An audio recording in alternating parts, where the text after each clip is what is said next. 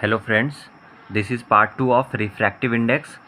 First video में हमने सीखा था रिफ्रैक्टिव इंडेक्स क्या होता है। ये एक इंडेक्स है जो कि बताता है कि कितना रिफ्रैक्शन हो रहा है, कितना लाइट रेज जो है वो बेंड कर रहा है जब एक मीडियम से दूसरे मीडियम में लाइट रेज ट्रैवल करता है।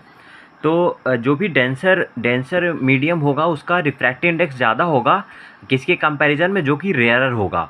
तो हमेशा आप याद रखिएगा, जो डेंसर मीडियम है उसका रिफ्रैक्टिव इंडेक्स ज़्यादा होगा इन कंपैरिजन टू रेयरर जो मीडियम है।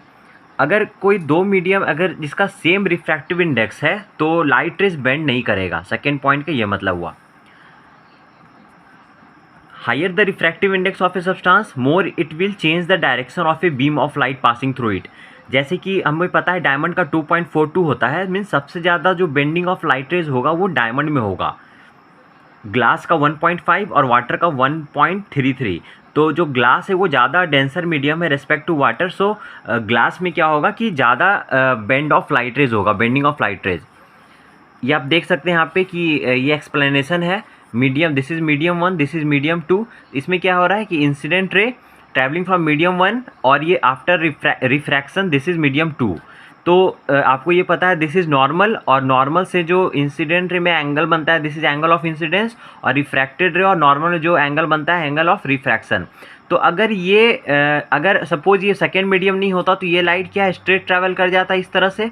लेकिन यहाँ पे क्या है कि आप देख सकते हैं कि ये जो लाइट रेज है वो बेंड कर रहा है किधर, टुवार्ड्स नॉर्मल। तो हम बोल सकते हैं कि ये डेंसर मीडियम है और दिस इज़ रेयरर मीडियम। हमेशा याद रखिएगा, अगर rarer to denser light travel कर रहा है तो रेज जो है वो बेंड होगा किधर, टुवार्ड्स नॉर्मल। और अगर उल्टा करें, डेंसर टू रेयरर अगर लाइट रे ट्रैवल कर रहा है तो वो अवे फ्रॉम द नॉर्मल जाएगा। So this is medium 1, this is medium 2। ये आप देख सकते हैं नॉर्मल की तरफ बेंड हो रहा है, तो second medium is denser medium. So for the light going from medium 1 to medium 2, आपको पता है रिफ्रैक्टिव इंडेक्स हमने लास्ट क्लास में पढ़ा था, सेकेंड मीडियम का है with respect to first medium. क्या होगा, speed of light in medium 1 divide speed of light in medium 2। तो अगर आप हमेशा याद रखिए स्पीड ऑफ लाइट में यहाँ पे 2 है ना तो यहाँ पे 1 होगा, अगर यहाँ पे 1 है तो इधर 2 हो जाएगा। तो ये हम फर्स्ट मीडियम का निकाल रहे हैं रिफ्रैक्टिव इंडेक्स। तो आप अगर फर्स्ट इक्वेशन और ये सेकेंड इक्वेशन को दोनों को यूज़ करके एक फाइनल इक्वेशन आप निकाल सकते हैं, और इससे ये आप कंक्लूड कर सकते हैं कि रिफ्रैक्टिव इंडेक्स जो होगा वो रेसिप्रोकल होगा। N21 is equal to refractive index, ये गलत लिखा हुआ है, N21 होगा। ठीक है, अगर लाइट रेज फर्स्ट मीडियम से ट्रैवल करके सेकेंड मीडियम में जा रहा है तो क्या होगा, रिफ्रैक्टिव इंडेक्स उसका अपोजिट होगा दूसरे मीडियम में।